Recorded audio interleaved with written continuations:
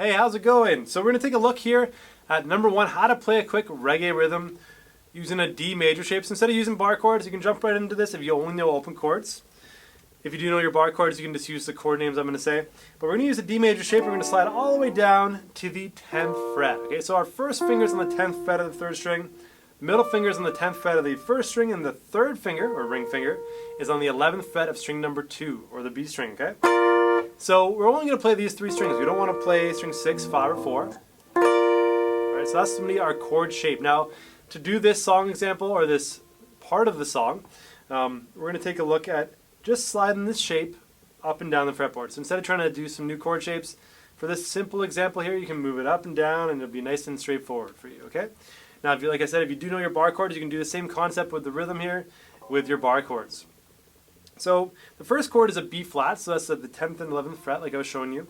And the first part of a reggae rhythm is always a rest. Okay, so we're going to say here, we're going to rest as we're tapping our foot, and then we're going to strum those three strings on the offbeat. So imagine your foot's going down and then up, down, up. So when the foot comes up, you're going to strum.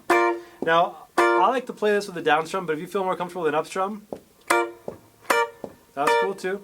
I just find this much easier to get on a reggae rhythm. Now, ska is a little different, but for reggae here, I'm just going to keep it as a straight down strum. Now, what we need to do in between those strums, so on the beat, what you want to do is actually mute the string. So I basically relax my fretting hand. So I mute, strum, and when I mute again, I'm relaxing the left hand, so the fingers aren't coming off the strings, but they're just sort of sitting on them.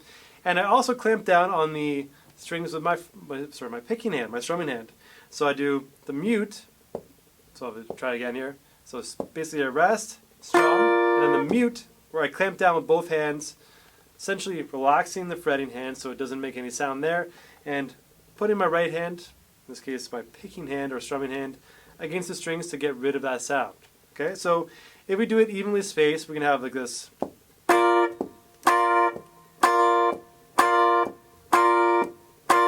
That kind of sound.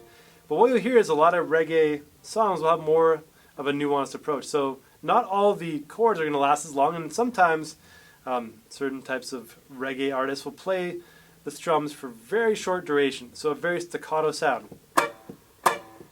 So I'm barely pushing down there, right? So that's something you can practice with. Whatever gets you going with this, don't worry about being perfect in terms of making the sound that you hear in your head for this. But just try to get it going. So if it lasts longer than you want it to sound, that's totally cool. But eventually, if you do really short strums, it sounds pretty cool and authentic.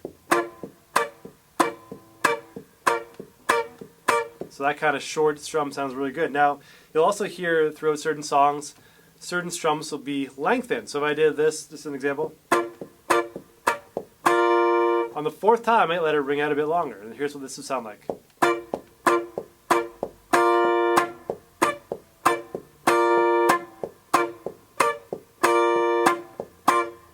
Okay. Now you'll also hear other artists do a strum where they do a down strum, and they mute the strings, and then followed by an up strum. Same idea. So very staccato.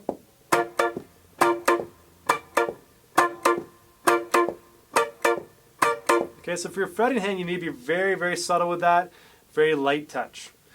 Okay, so for this song, we're just going to keep it straight. I'm going to make it really simple for you to play. So we're going to play the B flat chord, so the 10th and 11th fret, like I was saying. No nuances here, I'll just keep it all straight. So we play that 4 times, and then we're going to go down to the 5th and 6th fret. Okay, and this chord here is an F major chord. Okay? And then we're going to go back 2 frets, and this chord here is an E flat. We're going to play that twice. So our first chord, the B flat, was 4 times. F was 4 times. E flat twice. Back to our B flat twice, then to our F chord twice again, and then to our B flat twice at the end. So here's what it will sound like.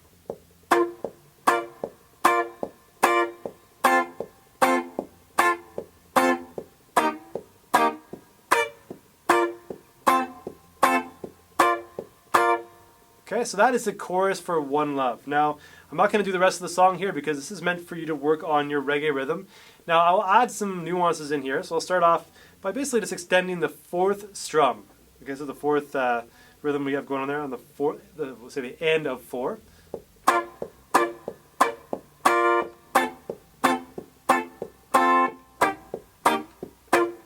I don't do it on those short 2 strum chords, so when I go to the E flat, the B flat, the F, and the B flat at the end, I don't do that lengthened strum. But for the first part, on the 4th strum, make it nice and long.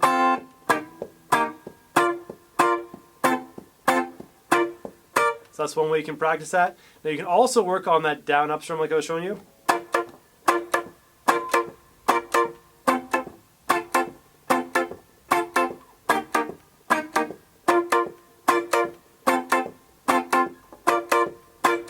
A lot of fun to be had there.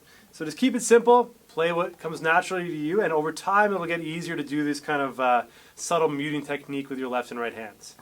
Any questions about this, feel free to ask me, but have fun with this and enjoy your reggae rhythm.